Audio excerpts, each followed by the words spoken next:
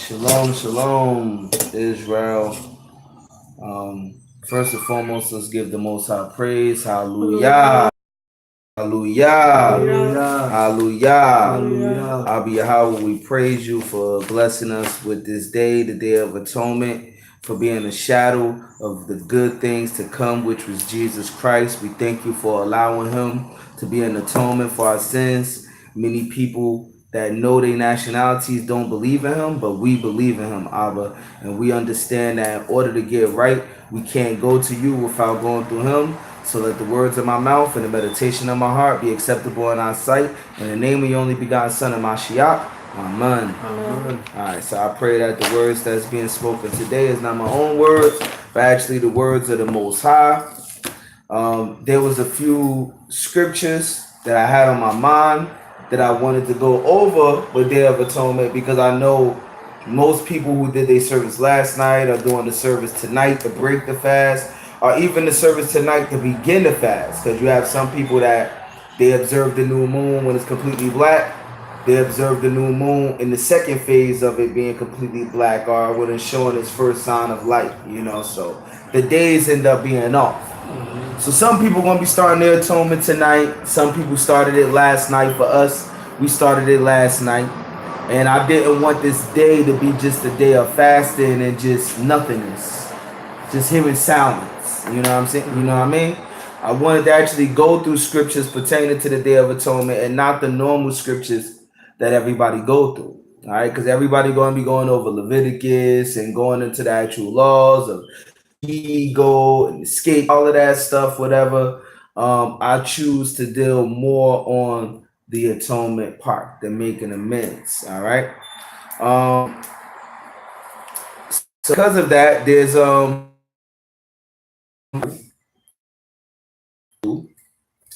in reference to forgiveness. But before we do that, go to Matthew 6 and 14.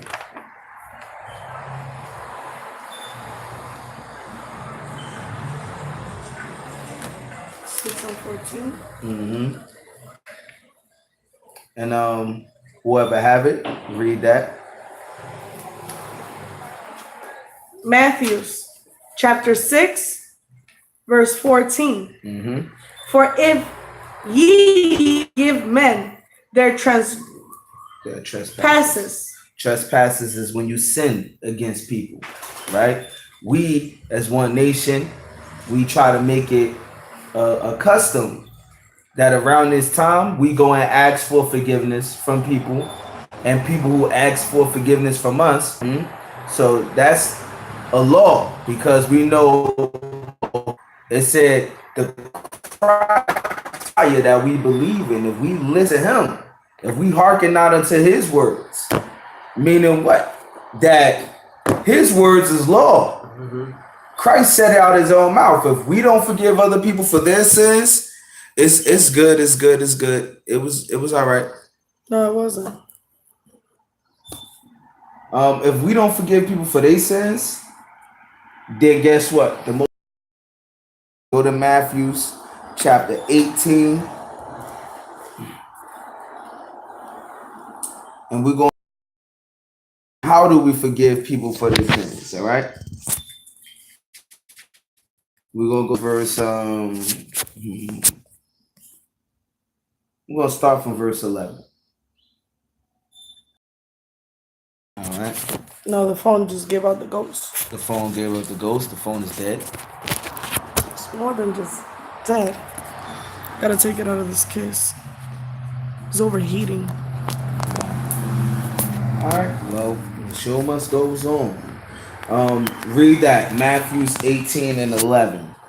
Matthew 18 and 11.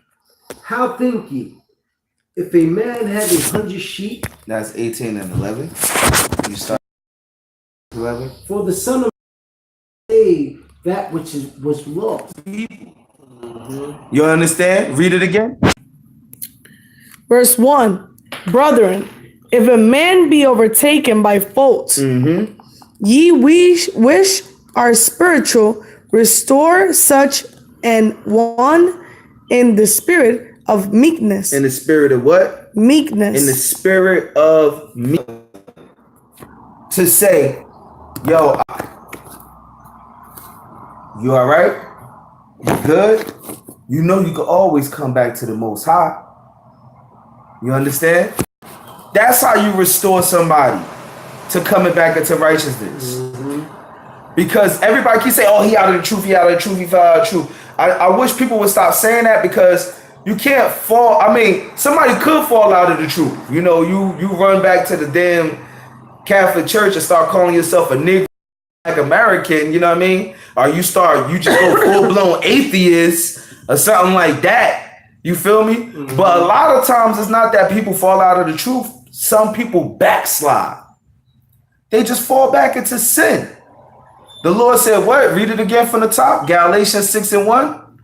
Brethren, if a man be overtaken in a fault, ye which are spiritual, restore such an one in the spirit of meekness. Restore that person in the spirit of meekness. Considering thyself. Considering what? Thyself. Think about if it was you. If you was the one that fell into sin, and you was embarrassed or afraid that the whole world was going to know, or rebuke you, or make tons of YouTube videos about you, how would you want to be corrected?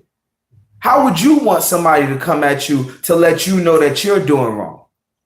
And if you wouldn't want it done that way to you, then when you're correcting somebody else, you shouldn't do it to them. That's why I said in the spirit of meekness, considering thyself. Was that the rest of it? Read on. Lest thou also be tempted. Unless what? Lest thou also be tempted. Meaning the same way you judging others, guess what? Okay, the Lord gonna make you go through that temptation now. Let's see how well you put up with it. You wanted to judge this brother for committing adultery or fornication, and you wanted to be harsh on this brother. Now you gonna go through it. Let's see if you better than him. You're not. You understand? This is what atonement is about. Restoring one another in meekness and humbleness. Go back to Matthew 18. Drop this? Yeah, you could drop that. And read verse 13 again. And if so be that he find it, verily I say unto you, he rejoices more of that sheep than of the 99 which went not astray. Right. So you rejoice over that one sheep because you bringing that sheep back into the fold. This is our job. If we see people falling off and getting into beefs and quarrels with camps or whatever it may be, and then they almost about to go back into the world, and we got the chance to grab that person and keep them from going into the world and keep them into the truth, you damn right we're going to do it, and we're going to rejoice over it.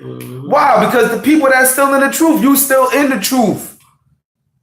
It's the person that was about to fall out that we was worried about. Right? Read on. Even so, it is not the will of your Father which is in heaven that one of these little ones should perish. One of these little ones is talking about the ones that has been preordained, that is destined to make it. It's ordained that no harm is going to come to them. So we got to make sure that we leave it all in the hands of the Father. Read on. Moreover, if thy brother shall trespass against thee, go and tell him his fault between thee and him alone. Meaning, you don't need to go and tell the whole world and make YouTube videos about this brother then did this wrong to me, and he wicked and did that, and now you got the whole world watching Israel. This is the reason why people don't want to deal with their nationality today. Because everybody want to be public. Everything got to be on social media. We want the whole world to know our situation instead of going to that one person face to face. Bro, you did me wrong. Sister, you was wrong for what you said. Or you might not have been wrong for what you said, but you was wrong for how you said it. You understand? Face to face. Whenever people come to me, because my name is Yahweh Itaza'ayin, counselor of the people, Yoetz, counselor, right? People come to me all of the time. I went through this, and that, da. The first thing I asked them, did you talk to that person? No. You talk to them first. And if y'all can't work it out, then you could come to me. Mm-hmm. Read that verse again. Moreover, if thy brother should trespass against thee, go and tell him his fault between thee and him alone. Read on. If he shall hear thee, then, thou hast gained thy brother. Meaning you, the same thing we read in Galatians. Mm-hmm. It said, go and talk to him, and between you and him alone. Mm-hmm. And don't go to him being high-minded and I'm Mr. Right. Or in public in front of everybody. Yeah, or in public in front of everybody. You go to him, just you and that person, and you be humble and meek about it. Even though you wasn't the one that did the wrong, you still be humble and meek about it so you could gain your brother back. Right? Read on. But if he will not hear thee, then take with thee one or two more, that in the mouth of 2 or 3 witnesses every word may be established. Meaning now, okay, boom. I done talked to this dude. He didn't want to hear what I got to say.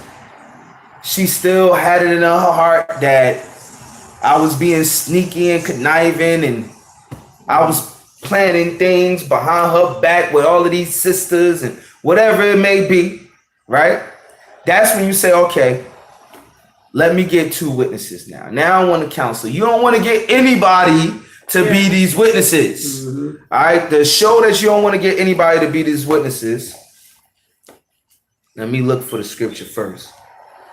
Because I tell you, man.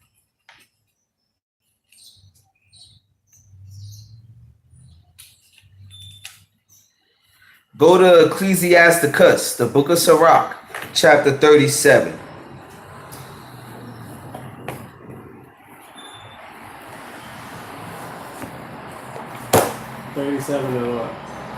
We're going to start from verse 7.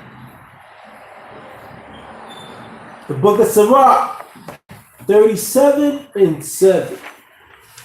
Every counselor extolleth counsel, but there is some that counseleth for himself. Right. So now the 2 witnesses that you want to get, you don't want it to be just any counselor.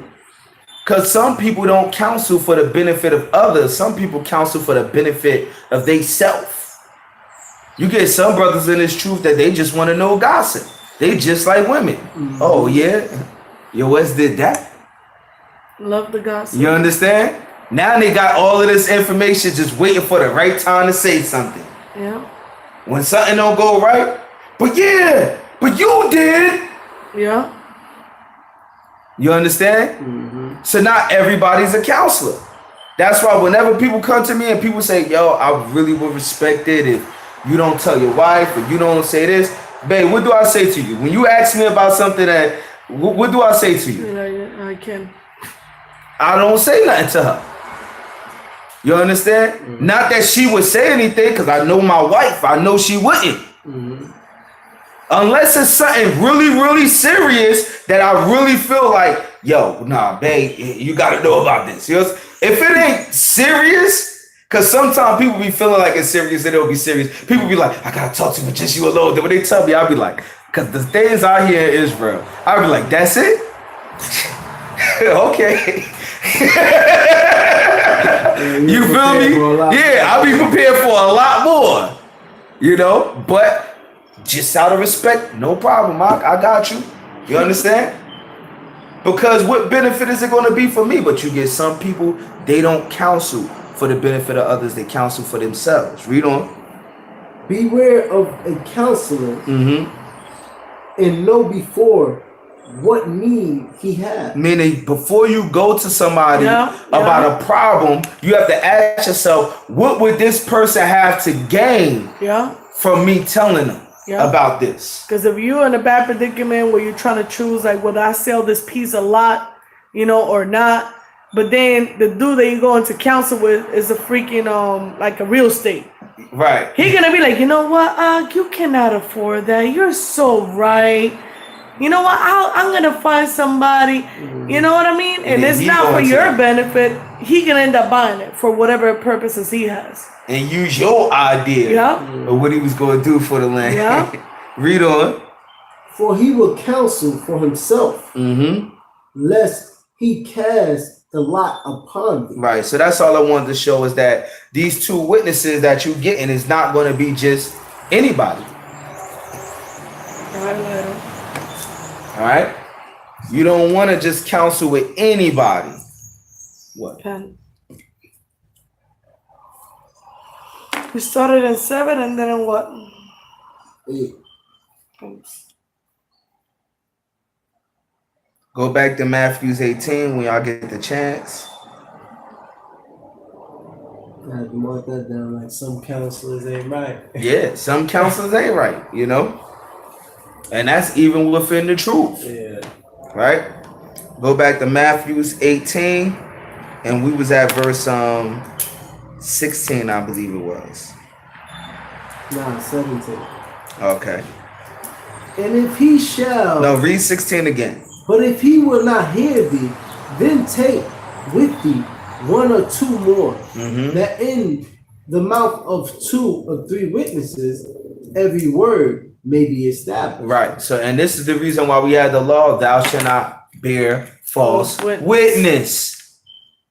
All right. Because we wanted to make sure that every word was established through what? Witnesses. That's why the Bible is not one book. It's a collection of books. If it was just one book with one author, then we could probably make a case against it to say, man, somebody just made this up to control people. But instead, it's 66 books. And the Apocrypha with it. Books written from different time periods by different prophets. Oh, wait a minute. Now we got to reconsider everything. You got people from the time of Jesus Christ that wrote the Gospel of Matthew, Mark, Luke, and John. And then 2,000 years before that, wrote books in the Apocrypha. Only a few hundred years before that, wrote books in the Apocrypha. Thousands of years before that, wrote books in the Tanakh. Thousands of years before that, wrote the first 5 books. You mean to tell me they all link up? All of them? All of them coincide? So from the mouth of 2 or 3 witnesses, every word shall be established. Read on. But if he will not hear, no. And if he shall neglect to hear them, tell it unto the church. So now after you have your counsel, let's call this a secret counsel, right? Now after you don't have your secret counsel, because it ain't meant for your business to be spread amongst everybody. You understand? You might go through something with your wife. That don't mean that you want this one and that one to know about it. Yeah. So you might be like, hey, yo, West, Jessica, could we have a marriage council just between us? Okay, no problem. You understand? You know what? I think I need a 3rd witness. Could you call Mathaf in on this too? Okay, cool, no problem. That's between us. But now, if it's a problem to the point where, oh, man, listen, he's still bugging out. Yeah, like right now, especially if it's something that now is affecting other members of the body. Right. Too. Like let's suppose that like the sister or the brother is like a man, whoremonger or the sister's, a little bit of a jump over or something. Right. Now that's affecting the body, you know what I mean? Yeah, that affects the body. You know what I'm saying? Because this brother is a whoremonger and then he's sleeping with sisters and don't want to commit with sisters. You see what I'm saying? And now it's getting to the point where he don't want to hear counsel. Guess what? Now, this is the step that we're going to take. Read the verse again where it says, and if he shall neglect. And if he shall neglect to hear them, tell it unto the church. Now, we put him on blast. That's when the whole world got to know. Now the YouTube videos come out. You understand? Not even. Now, not even, but still, because we're a nation divided. Scattered on all 4 corners of the earth. So, and the church is the nation. You see what I'm saying? Yeah. So now, so that's why I say YouTube, because we all connected to one another through. And you don't YouTube. want, and you also don't want the your wife coming in. Oh. You should open the door for her. You Go also ahead. don't want it to be like jumping the sin from one to another. Right. You understand? Hush. Yeah. So pretty much the point of me saying the YouTube thing, because you might have beef with a brother in a whole nother state. You understand? Now you and that brother done talked one-on-one and things ain't work out. So now you say, all right, let's bring 2 or 3 witnesses. Now y'all done have a council, Shalom says. Now you done have a council and you got the leaders of your church and the leaders of their church and y'all talking. And then it still don't work out. You see what I'm saying? And the brother's still insane. And the brother don't want to repent. Now it goes public. But before it goes public, these are the steps you got to take. Read the verse again. 17. And if he shall neglect to hear them, tell it unto the church.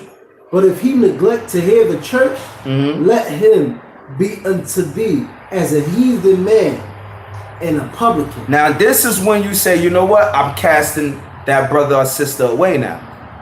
All right? You treat them like a heathen, the same way how we don't mingle with heathens.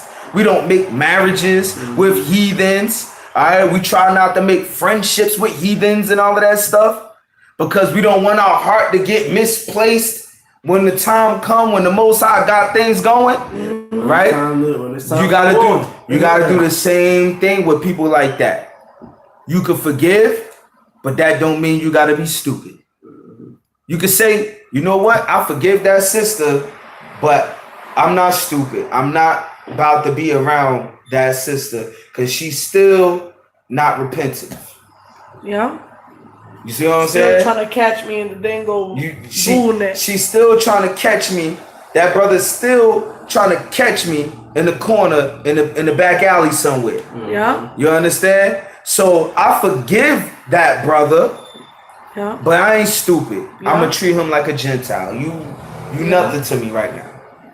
Yeah, because a lot of that's a misconception, a very big misconception that people have dealing with forgiveness is that they think that, okay, I forgive you and I forget. There's no such thing. Yeah, you understand what I mean? Nah. Because it's similar. It's similar to like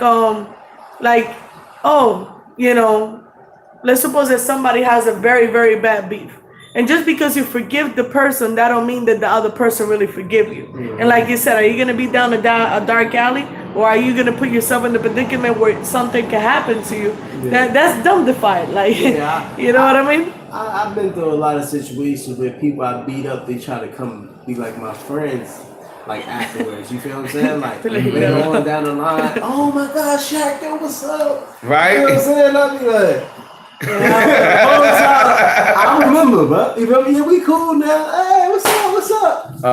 Yeah, I'm on you though. You know what I'm saying? Yeah, straight up. Yeah. You can't. You have to understand something.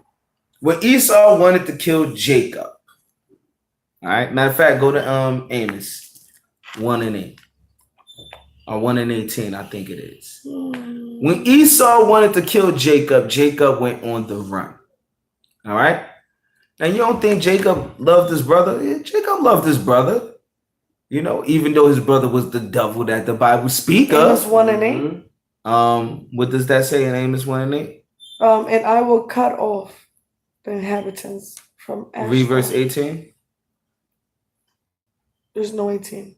Hold on, I found it. I know it when I look at it. But you don't think that Jacob didn't love his brother Esau? Yeah. He loved his brother Esau. He also knew he was crazy. You understand? But then, when Jacob had to come back home, Jacob knew better. He said, all right, I'm gonna set up like this. I'm gonna have this wife first. First, I'm gonna send my servants. Yeah. And they're gonna offer him gold and all of this other stuff, right? And if his anger is still there after I offer them all of the riches, then I'm gonna have it like from the ones that I love the least all the way to the ones that I love the most. You know what I mean? And Jacob already knew. You know? But now he was gonna sacrifice a couple. He was gonna have to. That's moves right there. Yeah, but now let me ask you a question though. It's verse 9. Let me ask you a question though. How did that story end? Did he lose his family? No. Did Esau kill any of them? Did Esau kill any of his wives? Esau accepted his brother back. Esau accepted his brother back. Yeah. And he forgave him, right? Yeah. Read Amos 1 and 9. The book of Amos, chapter 1, verse 9. Thus saith the Lord, for 3 transgressions of Tyrus, and for 4 Salakia, verse 11. Amos chapter 1, verse 11. Thus saith the Lord, for 3 transgressions of Edom, and for I will not turn away the punishment thereof. Meaning the Lord have a special punishment for Esau, and it's not going to be turned back. Read on. Because he did pursue his brother with the sword. Didn't Esau try to kill Jacob? That was just when they was just individual people though. Right? They wasn't even a nation yet. But he pursued them with the sword. Read on. And did cast off all pity. And he had no mercy. What is this talking about? Because according to the story, we just said that Esau did what? Forgave him. He forgave him, right? So this is actually talking about his people. His people continue the hatred. Yeah. They continue to pursue us with the sword. They continue to have no mercy. Right? He felt like that they people felt like they you know, but and that's one thing that we was speaking about not too long ago, about how sometimes people have negative speech of somebody else and they vent to other people, right? But then the problem is that once they piece it up, they don't go back and speak positive of those people and fix. So now you're talking about, okay, he pieced it up, he fixed it, but then he never went back and was like, you know, I know I had that beef with my brother, but you shut up, you're my son. Exactly. You understand what I mean? Exactly. And it just continued. Right. It just continued. And this also show you that Esau never pieced it up. Yeah. Because if Esau pieced it up, his children wouldn't have kept it. And their children wouldn't have kept it. And their children's children. They probably would have never knew about it. Exactly. But keep reading. And his anger did he tear perpetually. And he kept his wrath forever. They kept their wrath forever. Say he, meaning even though he forgave him, he still was angry and he passed it on to his children. And his children's children until this day, as a nation of people, they still have that hatred towards us. So you could forgive somebody, but if they're not repentant, just like we read in Matthew 18, you treat them like a heathen, because guess what? Their hatred is still there. Yeah. Their hatred is still there. And it seemed like he accepted him back because he felt like it was gonna be like it was good on his behalf. You feel me? Like even how now. You talking about Jacob, right? Esau. Okay. Accepted him back. You feel what I'm saying? Coming back over there. Because even how now, like white people, they tolerate us. You feel what I'm saying? Yeah. The way they tolerate us is because they feel like it's good for them. But they still look at us as being lower than. Yeah, it's just based off of a benefit. Yeah, exactly. And what our people don't their jobs. And what our people don't realize is this. I never was mad at the people. Remember when Dylan Roof went into that church, shot everybody up, shot 9 people up? Nah. I wasn't mad at our people for forgiving him. I was more so mad at our people for doing that without having that same consideration for their own. I was more so mad at our people because of doing that and then thinking we should still assimilate with them. And everything should still be the same. No, you can forgive. That don't mean that you need to assimilate and no. Intermingle with it. You see what I'm saying? That's what I was mad about. Forgive, yeah. But now caution need to be there. Exactly. You know what I'm saying? That caution gotta be there. Little Billy, that's a member of the church. We need you to get out. You're gonna have to go to Joe Austin Church down the block. Go back to Matthews 18 and because we don't know if Billy was in on it. We don't know. We don't know if Billy was inspired by it. Exactly. Billy may have been inspired by it. Like, you black people are always messing with me at school. He was right. I should do the same thing.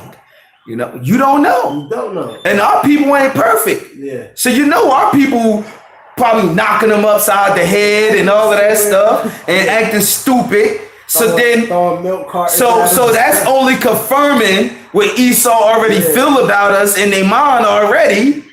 You gotta be cautious. You got to be. But let's keep reading. Nobody thinks like that until it start getting hectic. Exactly. Yeah. People don't think like that. Right. Yeah. No, a lot of people don't think. Read in Matthew 18. Read verse 17 again.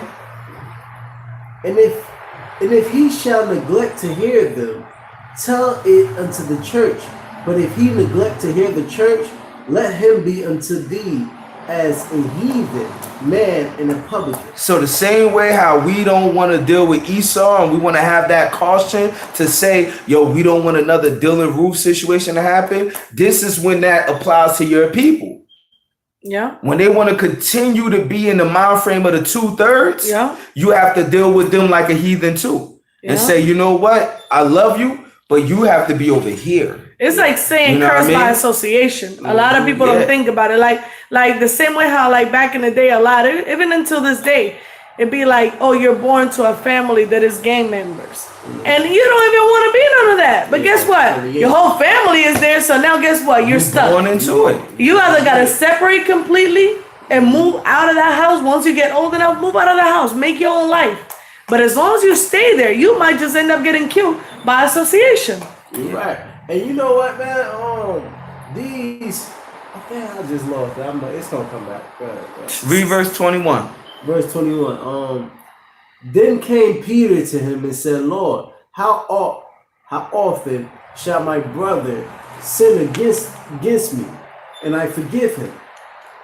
Till 7 times? Right. So now, 7 is a number that's always, our people sometimes can be very superstitious. And you even read it in the scriptures. But it's, 7 is a spiritual number for us. 7 is always a sign of completion. The Most High made the earth, the heaven and the earth in 7 days. You know what I'm saying?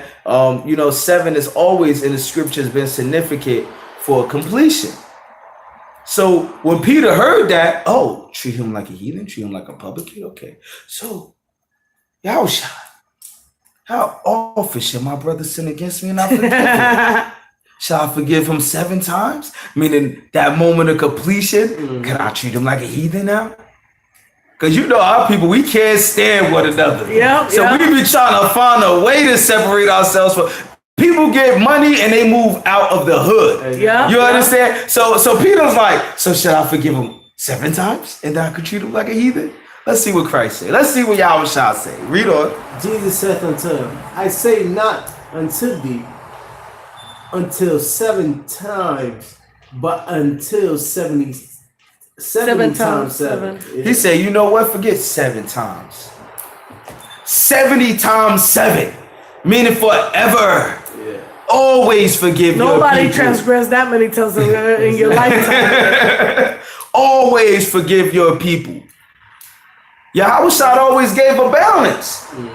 The same person in the same chapter that said, if he don't hear you after that, treat him like a heathen, is the same person 2 verses later said, but forgive him 70 times 7. But it's also like we were speaking. Forgiving does not mean forget. Right. You know what I mean? Because if that's where the balance coming. Because if that brother is still like a heathen and stuff, and his mind is worldly, then I'm gonna forgive you and forget, and now you're shot and killed because you wanted to forgive it. And it's like the beginning, what you said in the beginning. You feel me? It had to be sincere. Yeah. Sincere, right? Yeah. You know what I'm saying? Yeah, because just like Esau, he did what? He held on to that hatred. Yeah, yeah. You see what I'm saying? So the person you forgiving might be holding on too. You don't know. Yeah. You don't know. So you gotta forgive, but you gotta be cautious. Yeah. You understand? It's nothing wrong with that.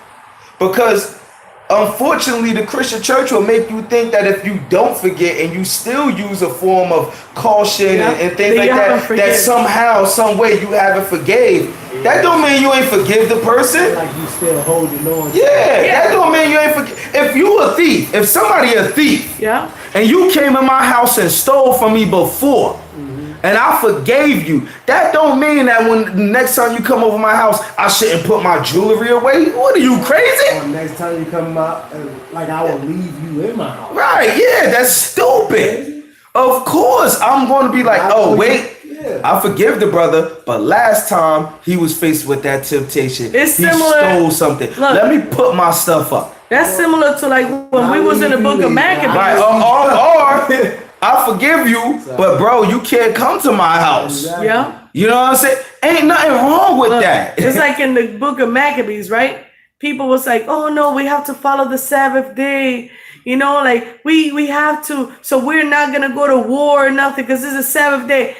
They killed everybody. Children, women, elderly, brothers, sisters, grandparents. They killed everybody.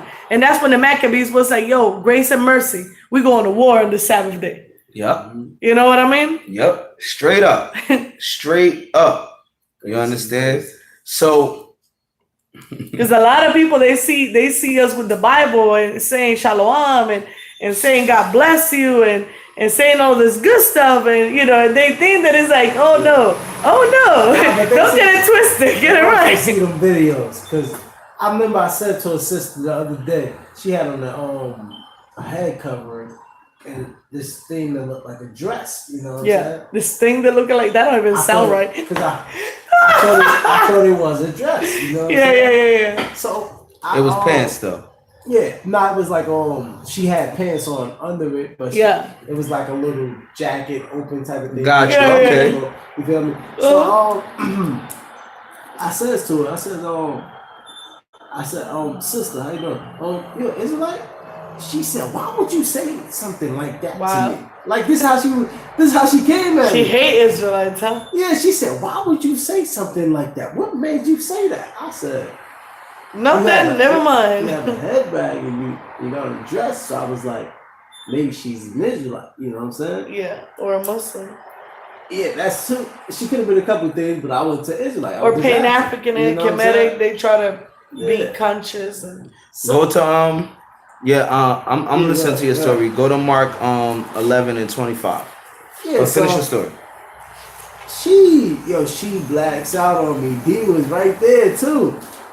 And everything. Now, I didn't really say nothing, but I'm like, you could tell she's been watching some videos or have been hearing what people been saying. Because for her to be like, that means that she being around the corner with us. Exactly. So people know, you feel what I'm saying, how we come, how we give it up. Yeah. Because at the end of the day, like that's one thing that I love about being Israel. But hold on. I don't want to go into too much. I'm sorry. I was waiting for him to finish his story so I can go into the scripture. Read Mark chapter 11, verse 25 and 26.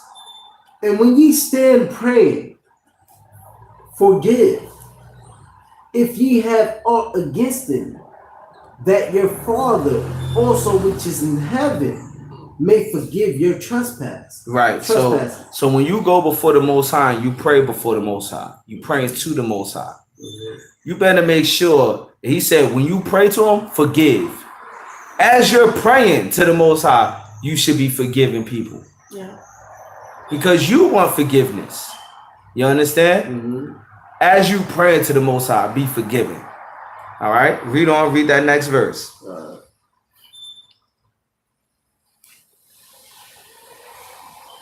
But if ye do not forgive, neither will the Father which is in heaven forgive your trespasses. Right. So that's law. If you don't forgive people for their sins, our Abba in heaven ain't going to forgive us for our sins. You understand? That's what this is about. That's what this is about. We're gonna go into a story of go to the book of Genesis. We about to deal with a story dealing with forgiveness right now, where you had somebody who had the right not to forgive. All right, but they still did it. Joseph. There you go. There you go. Where you going? Genesis chapter 37. You know what would be a good movie? I was thinking about this earlier. Benjamites. A movie called Benjamites. You know that time. You know that time when all the Israelites came up against them. And almost annihilated them. Yeah, that would be a great movie, man. It would be so Israel was going on. Yo, Israel was going off around that time, man. That would be a great movie. But it's a all right, let's get to it. Genesis 37, start from verse 1. And Jacob dwelt in the land wherein his father was a stranger, in the land of Canaan. All right, in the land of Canaan. Those are Africans. Mm-hmm. Our forefather Jacob lived amongst Africans. Now imagine how awkward would that be if he was white with blue eyes and gray white hair. You understand? That would not look right. You understand? Sure was. To just live amongst a bunch of black people like that. They would have been saying, "He ruddy," like they did with Esau. Exactly, right? Read on. These are the generations of Jacob. Joseph, being 17 years old, was feeding a flock with his brother. And Lad was the son of Bela. And with the sons of Zepah. His father's wives. And Joseph brought unto him his father their evil report. Right. So Joseph, he was like an accountant for his father.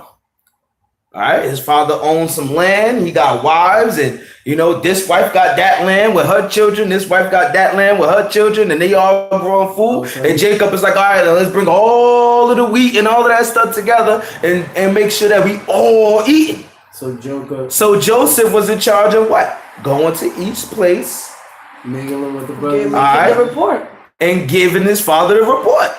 Hey, daddy, they grew this much this season.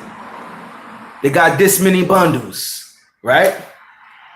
Jacob was the office job. Yeah, Joseph had the office job. Yeah. Jacob was a hustler. And he had them separated. His wives. Right. It wasn't even that he had them separated, but he had to keep track of what was being grown. You got to understand, he is the man. He's the provider. Yes. You got 4 wives. You got to take care of them. You got to make sure everybody eat. And make sure they make the right investments also. Exactly. And you can't do it by yourself, so you got to have what? Your right-hand man. Your second in control, your accountant. That was Joseph. 17 years old, he was teaching Joseph the game. Right? Read on. Now Israel loved Joseph more than all his children because he was the son of his old age. Because he didn't think he was going to have children anymore. He thought that was it. And Joseph came. You understand? And Joseph was his world. Got to understand that. Joseph was his world. This was the son that he had with the woman that he genuinely loved. Not a woman that he was just having sex with because of a competition between sisters. Not a woman that was thrown on him because of a custom of their people. The woman that he wanted. The woman that he would have probably only dealt with if he would have got her to begin with. That was the child that he got. He said, this is my whole world. That Joseph meant everything to him, right? Read on. And he made him a coat of many colors. So he made Joseph a coat of many colors. All right, you got to understand these characteristics that we read in our in the Bible about our people. These characteristics is in our DNA. This stuff get passed down genetically. Joseph had a coat of many colors. Not only that, but when you look at like fabric making and all of that, to have a colorful coat, it means that it was expensive coat. It wasn't just a coat. Right. You know what I mean? And you're talking about like in the times where every thread Like had Gucci, to be mingled. like the Gucci sweaters that they used to rock back in the day with all of the different colors and junk. Yeah, Gucci. Because all of those you had to remember back in the day, fabric was made not by machines but by hand. Yeah. So for you to stitch each one of those different colors in a certain pattern, it takes a lot of time. Right. I remember a girl had told me like that I was dealing with. I was getting money at the time. I always saved money, so I would be like, "Yo, what you want? Like I'll get you anything." You feel me? She'd be like, "Yeah, that's cool and everything. Why don't you make me some?" She's smart. Wow. She's smart. But once more again, what I was saying, how these characteristics get passed in our DNA. Notice how most of our people that claim to come from the tribe of Joseph, whether it's from Ephraim or Manasseh, you'll notice this same characteristic. You look at our people in Nigeria who claim to be Igbo and from the tribe of Ephraim. All right? And look how colorful they are when they come over here to America. Look at their garments. You ever seen a Nigerian come over here with plain looking clothes, just gray, black, tan, brown? No. It's colorful. It's colorful. I took you by the village. Remember in Puerto Rico from the highway? You see it? It looked like the rainbow, all colorful and stuff. All colorful. Like, oh, look at that. You go to Puerto Rico, they some colorful people over there. You understand? Manasseh too. You can't tell the difference between a Cuban and a Puerto Rican at times. At times, you know what I'm saying? There's like a certain spirit though that I've noticed, just me personally, a certain spirit that makes me notice the difference, you know? But besides that, like our people that normally come from the line of Joseph, you see this in them. You see the colorful It's garments. like how I confused your cousin for being Puerto Rican, but she really was Cuban. I was like, you and your brother, y'all look Puerto Rican. I see with the Cubans, I get the spirit of drugs. That's what I get. Oh, dog. For real, Cubans are a lot more serious. Drugs. Cubans are a lot more serious than Puerto Ricans, in my opinion. Like they come over here with a plan. They like they a little bit more serious. They don't really trust this government as much as Puerto Ricans do, you know. And with them, Right. you don't know. But let's not get sidetracked. Let's keep reading. So read verse 3 again. Now, Israel loved Joseph more than all his children because he was the son of his old age. And he made him a coat of many colors. And when his brethren saw that the father loved him more than all his brethren, they hated him and could not speak peacefully about him. Right. So now, you know the scriptures, it says what was written aforetime was written for what? Learning. We already learned it from our forefather Jacob mistakes. Don't put your children over one another. Yeah. Because look what's happening. His brothers develop what? Hatred. What about the first one, huh? You feel me? Reuben was the first one. No, I'm saying, but what about the first one? If you got kids and you like, no, you're not supposed to. There is no such thing as favoritism. It's not supposed to be there. I'm not saying favoritism, but that's what leads to though. What if I pick and be like, yo, you watch your brother? Oh no, watching your brother, you're your brother's keeper. That has nothing to do with favoritism. Check this out. Favoritism is something very different. This is a law that was written as a result of situations like this happening, what we're reading. Deuteronomy chapter 21, verse 15 to 17. If a man have two wives, one beloved and another hated, and they have borne him children, both the beloved and the hated, and if the firstborn son be heirs that be hers that was hated, then it shall be when he maketh his sons to inherit that which he hath, that he may not make the son of the beloved firstborn before the son of the hated, which was indeed the firstborn. But he shall acknowledge the son of the hated for the firstborn by giving him the double portion of all that he hath. For he is the beginning of his strength. The right of his firstborn is his. So now, these are quarrels that happen when people die. Because when people die, they leave what? An inheritance. This is the reason why Israel, y'all have to start making wills. Yeah. Y'all have to start having powers of attorney, especially many of you Israelites that don't believe in getting married according to the government. You better make your wife or your husband the power of your attorney. Otherwise, the family will take over when your mate die, and they will have a Christian or Muslim funeral. All right? And your inheritance will be all over the place. Yeah. All over the place. And these things happen because of situations like this. Because Jacob loved one son more than the others. Now people got envy going on. Now you have sibling rivalry going on. You understand? This is the reason why blacks and Hispanics have problems at funerals, man. Because of stuff like this. You was always the favorite daughter. What about your other daughters? Now you done caused your children to hate one another. And you thinking, not my children won't do that when I die. Please. You don't know your people. You don't know your people. Read on in Genesis. We in verse 5.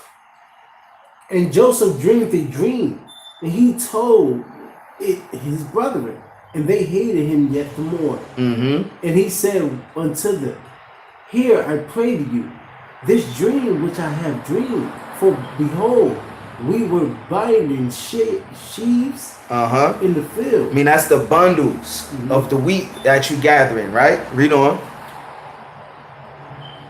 And lo, my sheaf arose, and also stood upright. We're gonna skip the dream because we all know this story already.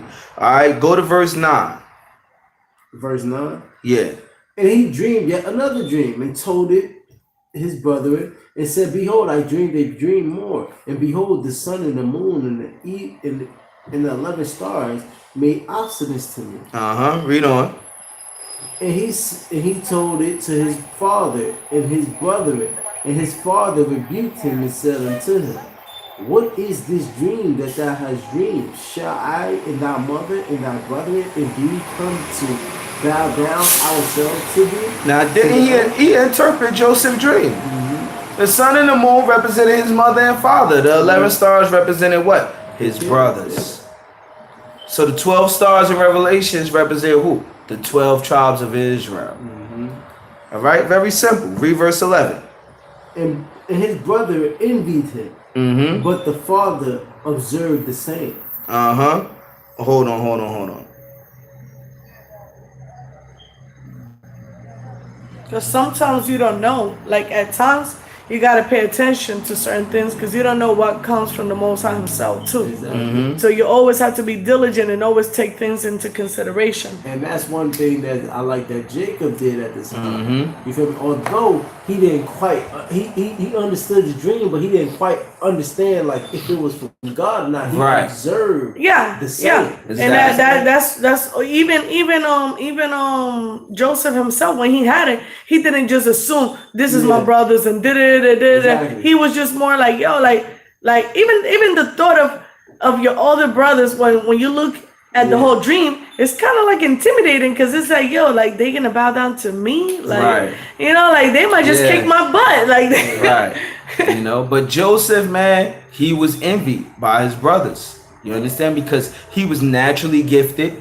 His father loved him more than the rest. I remember, listen, even with my brother who just passed, who conveniently he from the tribe of Joseph. You understand?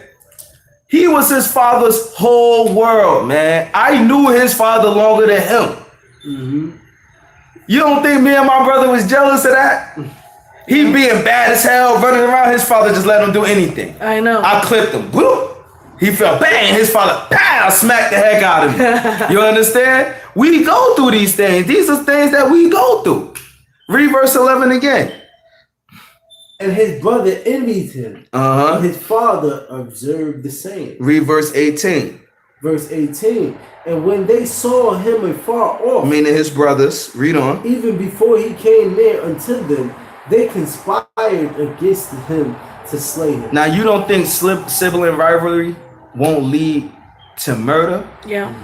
Yeah. Let me explain something to you.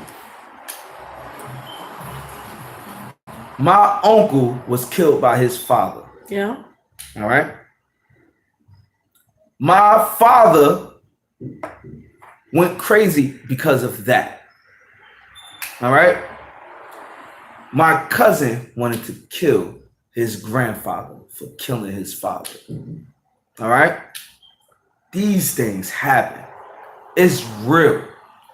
Very real. People like watching hood movies. Everybody love black people for entertainment. And they watch all of these hood movies because they think it's entertaining. But they don't want to be here in Newark, New Jersey, living this with us. They don't want that. Because when you living it with us, it's different. Yeah. That's why you got heathens right now on dope experiencing the curses because they want to be around Israel. This is real. His brothers wanted to kill him. Read on. And they said one to another, behold, this dreamer cometh. They even teasing him, making fun of him. Look at this dreamer. Right? Read on.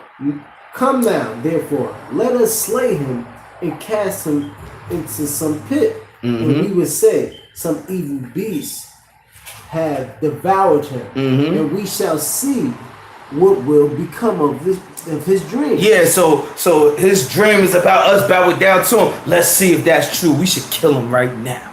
See how true that dream is. Yo, you can't tell me this ain't Israel. You can't tell me this ain't Israel. We arguing and fighting over a dream. It was just a dream. And cats like, yeah, let's see how real his dream is now. Be like under 7 feet of dirt. Let's kill him, put him in a ditch. Now run and tell that, Joseph. Yeah. You know what I mean? Our people wicked, yo. Keep reading. And Reuben heard it. Reuben is the oldest. He's the oldest. All right, this is the Seminole Indians, the father of the Seminole Indians. Many black people today who think they Judah is really Reuben or Gad. He was the one that's putting in that work. Right. So let's see what Reuben got to say. Read on.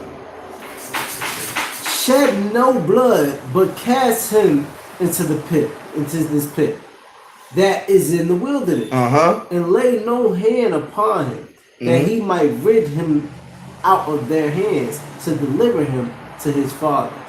Again. Right. So now I guess again, meaning this jump probably is not the first time. Yeah. So then it said again. And Reuben said, No. It said, and Reuben said unto them, shed no blood, but cast him into a pit in the wilderness and lay no hand upon him. Semicolon. Okay. That he, meaning Reuben, might rid him out of their hands to deliver him to his father again. Meaning to return him once more. Right, return him once more to his father. So Reuben had a plan to save his brother. Exactly. So that's what I was about to say. Because Joseph is his baby brother. You know, at this point, Joseph is the youngest out of all of them. And Reuben is like Benjamin was born. Before Benjamin was born. Benjamin wasn't born yet. And Reuben is like, whoa, yo, y'all don't gotta kill him. Just beat him up and throw him in the ditch, man. You know what I'm saying? But then when they gone, he gonna sneak him out, bring him back to his father. Yo, Joseph, don't come around here no more, bro. You know what I mean? He trying to be a big brother. Yeah. This is what he trying to do. Read on. And Reuben said unto them, and it came to pass when Joseph was come unto his brother, that they stripped Joseph out of his coat. They robbing him. Give me that jump, man. Give me this 8-ball jacket. This colorful Gucci shirt, man. What that wrong? Give me that jump, man. Read on. His coat of many colors that was on him. And they took him and cast him into a pit. The pit was empty, and there was no water in it. So they threw him up in the pit. No water. He about to starve. You understand? This our people, man. This where we get the robbing from. When you be reading scriptures, how we lay in wait and try to rob people and all that. We got that from our forefathers. Yeah. Read on. And they sat down to eat bread, and they lifted up their eyes and looked, and behold, a company of Ishmaelites came from Gilead with their camels bearing spicery and balm and myrrh, going to carry it down to Egypt. So now Ishmaelites was known to what? Live in the wilderness, pitch tents. They did trade and export because they always was in a different place, getting new things. So they said, oh, look at these traveling merchants. Look at these Arabs. Right? The real Arabs. Okay, let's see what they're going to say. Read on. And Judah said unto his brother, what profit is it if we slay our brother and conceal his blood? Now, this the black man right here. Always got to find a way to make money out of it. He said, yo, we don't need to kill him. We're not going to get nothing out of killing him. Why don't we just make money off of him? That's the black man for you right there. You see our cousins, the Arabs over there. You know what I'm saying? The Arabs, they don't give a damn about us. They don't care that we fight one another. They want us to fight one another because they wish that they had the blessing. They looking like, yeah, look at Israel fighting each other. I hope they kill each other so we could take the blessing. That's what the Arab man was. Then you got the black man. Yo, man, we don't need to. Man, F this Puerto Rican young boy, man. Let's just sell him. Yeah, let's make money off of them. Even now they be having little black jerks about the Puerto Rican. Yeah. You know what I'm saying? Yeah, look, get this guala out of here, man. This is our people, bro. You feel me? I'm ad-libbing as in, you know, imagining how they really was acting and all of that. Yeah. But you don't even really gotta do that. All you gotta do is just read it and be like, damn, that's messed up. Cause you can even think now, like even now, it's like Puerto Ricans and blacks live so close. You feel what I'm saying? But the beef be real. The beef be real. The beef be real. That beef be real. Keep reading. What verse is that? 20? You had 25. Yeah, 20. You read 25. You had 26. And Judah said unto his brethren, what profit is it if we slay our brother and conceal his blood? Come and let us sell him to the Ishmaelites, and let not our hand be upon him, for he is our brother and our flesh. And his brethren were content. Right. So now, you know, that's when the blood began to matter for them now. You know, we don't want to kill our brother, but we still don't like him. So we gonna sell him, you know. Man, keep reading. Then there passed by Midianites, merchantmen, and they drew and lifted up Judah out of Joseph. The pit. Oh, my bad. They drew and lifted up Joseph out of the pit and sold Joseph to the Ishmaelites for 20 pieces of silver. And they brought Joseph into Egypt. And Reuben returned into the pit, and behold, Joseph was not in the pit, and he rent his clothes. Now Reuben was upset, man. Cause Reuben like, yeah, man, I'm about to go there in the middle of the night, sneak my little baby brother out. Got there, where's Joseph? You know, black people dramatic. I know that was us, ripping clothes off our shirt and all of that. But don't we do that whenever we about to do a hood fight? You want to fight? You want to fight? He probably was mad more than he was. Joseph was, Reuben was pissed. Reuben was pissed. That's his baby brother. Probably was about to bang him. What did y'all do to my baby brother? Now, we know the rest of the story. They sold him to Ishmaelites. He was sold into Egypt. He became the second in command, right? Go to chapter 42. I knew every time. I knew every time. Yeah, I know Reuben was really trying to save his brother. Yeah. He was. He ain't want to save him, like, bro. Because he would have had to fight the rest of his brothers. Yeah. You're talking about another 9. You know, Reuben was strong. He was known for being strong. Another 10. Another 10. He had to fight another 10 brothers. Like, it's not easy. Yeah, you're right. That is 10. Yeah. Read Genesis 42, read verse 3. Joseph was also probably like a houseboy and junk. Yeah, Don't even Joseph know probably how to couldn't get fight. down. Right. Yeah, kid don't even know how to fight. I was about to say, Joseph couldn't fight. But we'll actually start from verse 1. Genesis 42, verse 1 to 3. Read that. And it reads, Now when Jacob saw that there was corn in Egypt, Jacob said unto his sons, Why do ye look one upon another? Yo, this is a black father right here, because he over here cursing about. Because now he's already bitter because his son is gone. He think his son is dead. They done lied to him, said that a beast ate him and all of that stuff. So now, years was taken off of Jacob's life because of that. It tell you that in the scriptures. Years was taken off of his life because of that. That's how depressed he was about his son. Now it's a famine. Everybody's starving. Jacob come into the room. He said, why y'all looking at each other all stupid? Yep. That's what he's saying. Y'all over here just looking at each other like, what the heck is that going to do? That ain't going to do nothing. Yeah. Right? Read on. Okay. Verse 2. And he said, Behold, I have heard that there is corn in Egypt. Man, there's food over there, man. Y'all over here just looking at each other like, what we gonna do? We gonna just starve? What we gonna do? It's food over there in Egypt, man. And Joseph, Yeah. Read on. Get you down thither and buy for us from down thither and buy for us from this, that we may live and not die. Man, go over there and get some dang on food so we don't die. You understand? I could imagine this sound like my Aunt Grace a little bit. You feel me? But this is And Jacob. take your ass to the corner store. So Jacob is like, yo, man, get chops down there, man, and get some dang on food so we won't die. I could imagine Jacob cursing about, yo, right? Read on. The 12 out. Uh-huh. Well, not the 12, the 11. And Joseph's 10 brethren went down to buy the corn in Egypt. Right, so they went down there to go buy the corn in Egypt. Now let's see what happened. Read verse 8. Verse 8. Unto them, he said unto them, when is coming? Verse 8 in chapter 42. Oh, no, that was verse 1. My bad.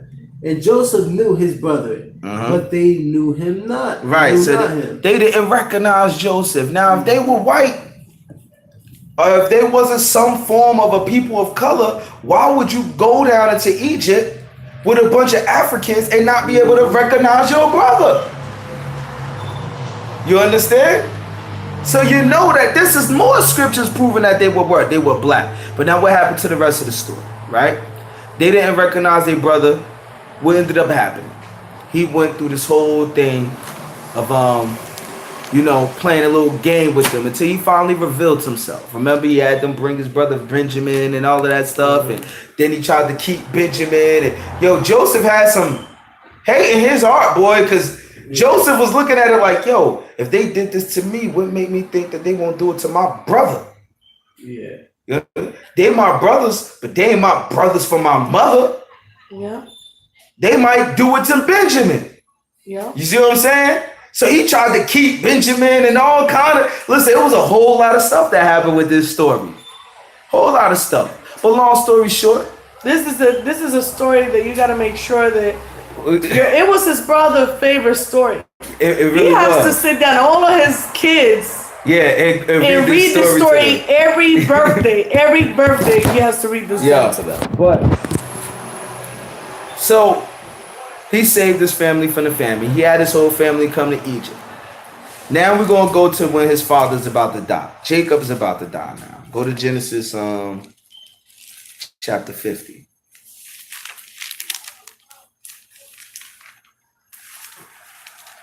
Joseph 50 and 15.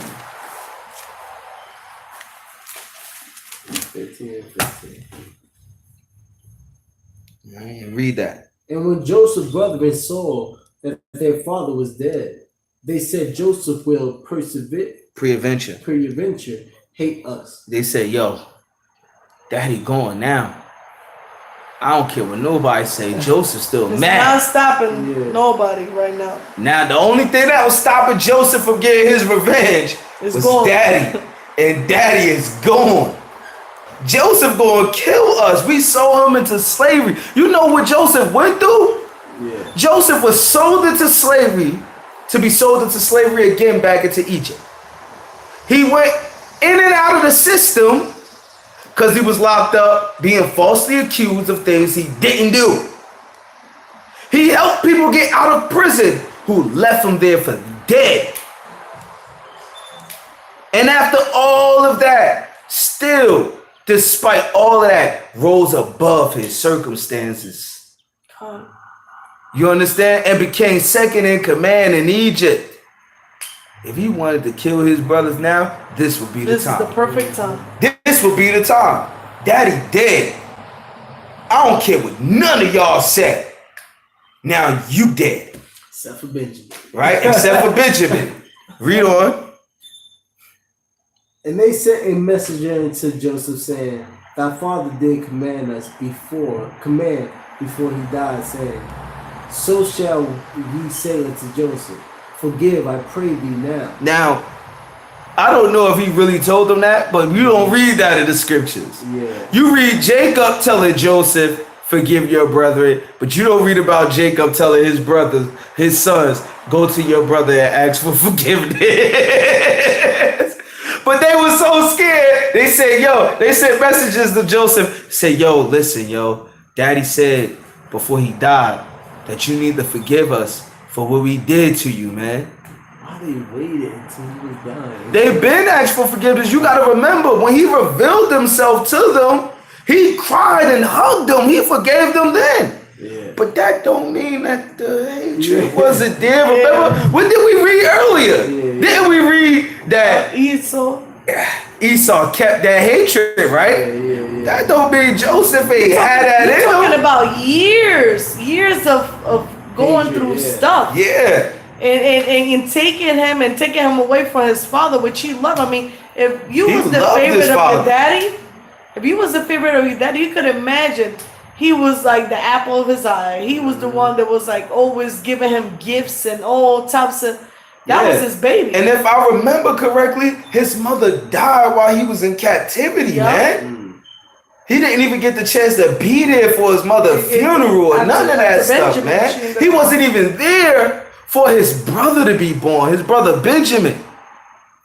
Brother came full grown man afterwards. You feel me? So think about that. So you got some years. We read in the scriptures and we reading it in chapters, but these chapters are covering years of emotion. Yeah. You understand? Of anger. So when he hugged them and revealed himself to them and forgave them, then that don't mean that there wasn't, after that, there wasn't no indication of anger and him dealing with it and thinking and going back home to his wife, but still they sold me, baby. Babe, they sold me here. You know what I'm saying? You could imagine he found out later on about his mother passing. Like, you don't know what he found out. You don't know, how that affected him and what was in his heart. The same way how they didn't know. That's why they was doing what? Taking precaution. Eggshells. Definitely. Right? Mind you, the whole army of Egypt pretty much is out his hand. Yeah. It's not easy. Right? But read on.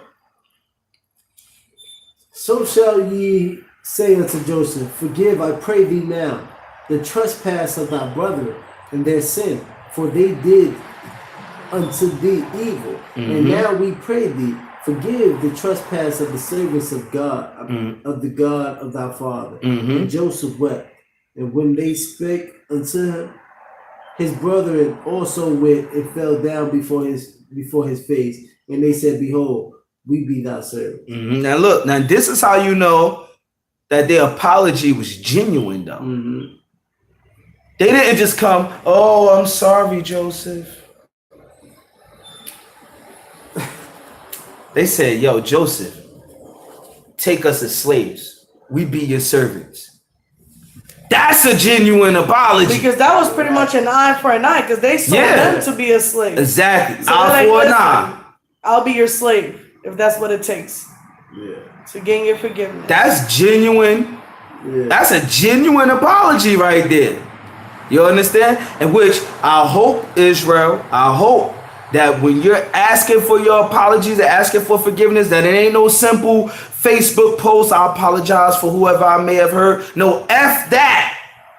You got to give a genuine apology. You got to be real about your apology. You got to find a way to make amends for it, man. They say, yo, let us be your servants, Joseph, right? Read on. And Joseph said unto them, fear not, for am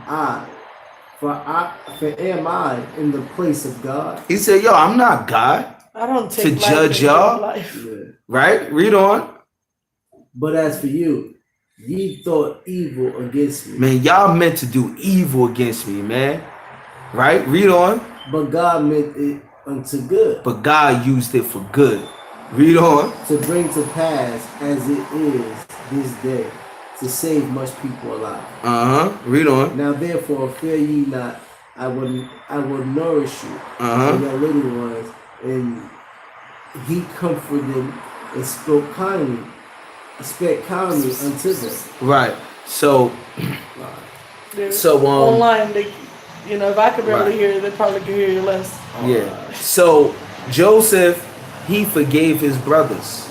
Yeah. He even comforted his brothers and his nieces and his nephews and dealt kindly with them, man.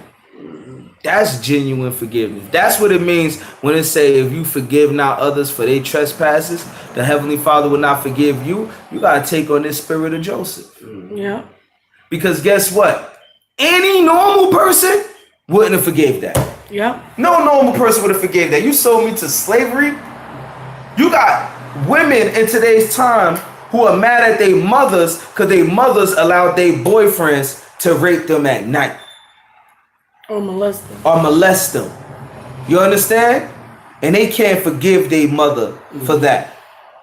You got brothers who fought over drug money and licked shots at each other. Yeah. You see what I'm saying? Any normal person go through something like that, which our people go through this type of stuff, because I just gave you just those two scenarios. Right? They wouldn't forgive that. You understand? But this to show you how much mercy he had, because of how much mercy who had? The Father. Yeah. The Father mercy endured forever. That's how deep the Father mercy go. How deep should your mercy go? Yeah. Go to the book of Chronicles, 2 Chronicles, chapter 33. We about to show how deep the Father mercy go. How deep he's willing. 2 Chronicles? 2 Chronicles, chapter 33.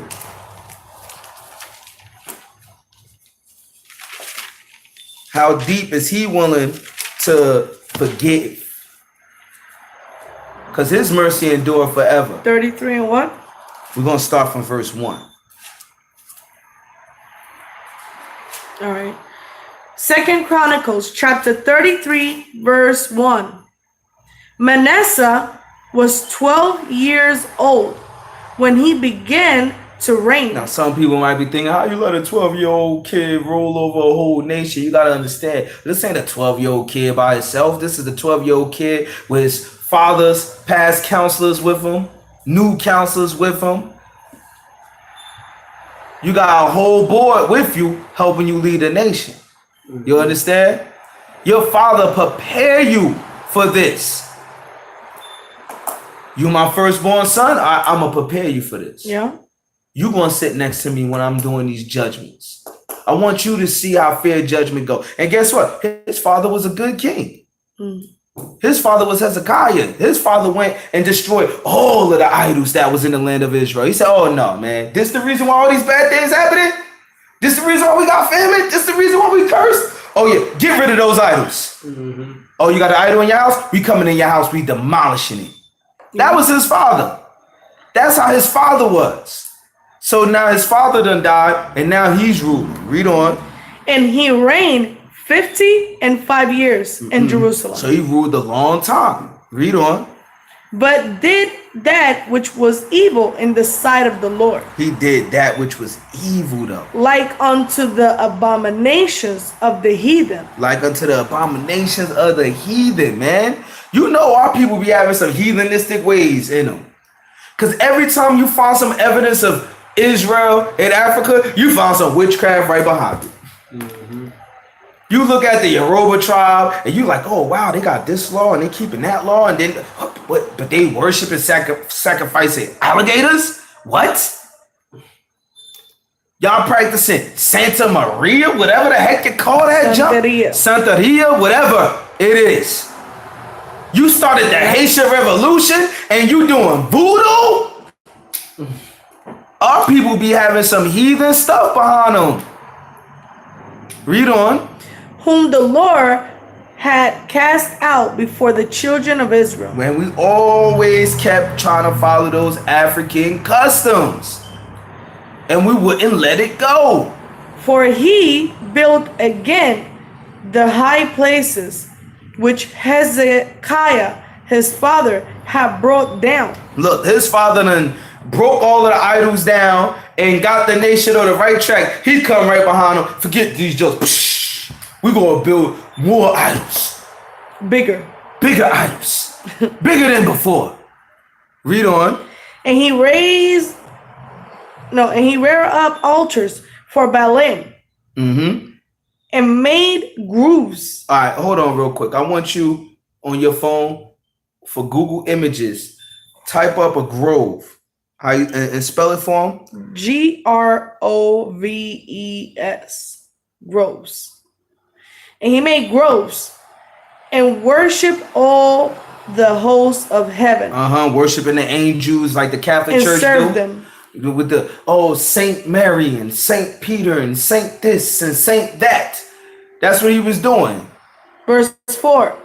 Also he built altars in the house of the Lord. Yo, he put the altars inside of the temple. Right next to a menorah, he had a dang on idol. Read on. Wherefore the Lord had said, in Jerusalem shall my name be forever. And he built altars for all the hosts of heaven in the two courts of the house of the Lord. So he had idols all around. Man, that's why our people, man, we got to repent. This is the reason why I tell people that I know, that I love, but if you really going to say, oh yeah, you're supposed to be in the Catholic Church or the Orthodox Greek Church or that church because this person was anointed by John, who was anointed by that and anointed by that and anointed, and they have the records of the priest lineage all the way to the early church fathers who came from the apostles. That's not what I'm looking for. It's all right. All right, but the groves is like these poles with heads on top of it. You ever seen like in Africa how they got like the tutis. Whatever. But it had like the heads on top of the heads, and then also here in America, the Mexicans did that jump too, and the Native Americans. Those are idols. Those are the idols that the Lord told us to stay away from. You see what I'm saying? But our people, man, this is the sins that we just been engulfed in, man. Those. Right. Those are some form of. That's a form of it, yeah. But this why, man, you know, I always tell people you can't follow that crap because our people started those early churches, but our people went off. They went off. Look at what we reading right now in Chronicles. His father started off righteous. He came in right after that was wicked. You know how they be saying like, oh, so if your friend jump off a cliff, are you gonna jump too? I bet you won't. Exactly. You know what I mean? I bet you won't. And my mother always used to say that to me when I was little, and say it to my siblings too. Be like, so if he jump off a cliff, you gonna jump too? Or if he steals, are you gonna steal too? You know what I mean? Read on, read verse 6. Verse 6? Yeah. And he caused his children to pass through the fire in the valley of the sons of Hinnom. Passing through the fire, this was like a form of sacrifice. You sacrifice your children to the god of Molech. That's that little owl that you see in the back of the dollar bill at Bohemian Grove. that they sacrificed to. That's why you got so many missing children in America that never could be found. Because they getting sold into the sex trafficking and slave trade and getting sacrificed to idols, just like this. Our people was doing that thing, man. Read on. Also, he observed times and used enchantments. Man, he was looking at the astrology, and I'm an Aquarius, and you a Gemini crap. And use what? Witchcraft. And use witchcraft, the voodoo. And dealt with familiar spirits. And the familiar spirits is, oh, I'm an Aquarius and you're a Gemini, so we link. And with wizards. And with wizards. And also familiar spirits is trying to bring people back from the dead. So you get a spirit that know everything about your loved one and would say the same thing to you that your loved one would say to you, but you ain't talking to them. You're talking to a familiar spirit. And he wrought much evil in the sight of the Lord. Oh, man. To provoke them to anger. He provoked the Lord to anger.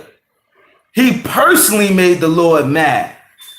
I used to watch my stepfather in his house do that crazy stuff with a picture of his mother, who just so happened to look like my mother, who both had passed, and he had candles around it, and he was lighting up some little stuff that he would burn, and he'd be praying towards it and all of that stuff. That's why you gotta be careful. Cats talking about something, yeah, when you tell me how to spell your name and wish your birthday. You don't know, they probably about to be doing some witchcraft. Yeah. Don't be giving out information like that so easy. Read on. And he set a carved image, the idol which he had made in the house of God, of which God has said to David and to Solomon his son, in this house and in Jerusalem, which I have chosen before all the tribes of Israel, will I put my name forever. And he got the nerve to put idols in it. Read on. Neither will I anymore remove the foot of Israel from out of the land, which I have appointed for you, for your fathers, so that they will take heed to do all that I have commanded them, according to the whole law and the statutes and the ordinances by the hand of Moses. The Lord always keep bringing it right back to that. You understand? The Lord keep bringing it right back to that. Y'all break the commandments, y'all gonna get punished. Read on. So Manasseh made Judah and the habitations of Jerusalem The inhabitants to earth. of Jerusalem. The inhabitants of Jerusalem to earth. And to do worse than the heathen. Man, because we always take things to a whole nother level. Read on. Whom the Lord had destroyed before the children of Israel. And the Lord spake unto Manasseh and to his people, but they will not hearken. Wherefore the Lord brought upon them the captains of the host of the king of Assyria, which took Manasseh among the thorns and bound him with fetters, meaning they chained him up, chained his arms, his hands, his legs. And carry him to Babylon. And what? And carry him to Babylon. Read on. And when he was in affliction, he besought the Lord his God and humbled himself greatly before God of his fathers. So now when he was actually going through it, because you know our people, oh yeah, people been saying that from the beginning of time. God ain't gonna do nothing to us. It's all right. It's not until they're in the den about now he bound it like this, trapped up, chained up like a hog, getting taken to Babylon. And he's like, Lord, please forgive me. Because now he saw that it was real, that the curses was real. He ain't believe the curses was real. That's why he did that. He didn't believe that the Lord was going to put the curses on him for breaking the commandments. Read on. And pray unto him. And he was entreat of him and heard his supplication and brought him again to Jerusalem and to his kingdom. Then Manasseh knew that the Lord he was God. So now, after Manasseh cried to the Lord and prayed to the Lord, and this must have been some prayer. because the Lord actually took him out of it. Yeah. He said, okay, man, and had him go back to Israel and remain being the king. Could you imagine that? Yeah, that's mercy. And and the Lord has so much mercy on him. Go to hold on.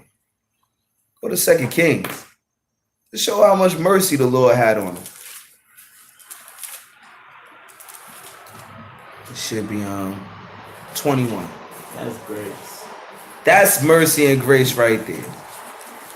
You know, sometimes also that's what happens when you at a young age get set in a position of power too. Yeah. Yeah. You take a lot of things for granted and you don't understand a lot of things. You just do. Lockdown, so it was a wrap. He put them shackles on. Yeah. Hey, Tabby. Phone tap. Okay. Okay. Hold on. Let me finish something. I'm gonna call you right back. I gotta finalize something. All right. All right. All right. Bye-bye. Go to 2 Kings chapter 21, verse 16. All right, we still going? No, finishing it.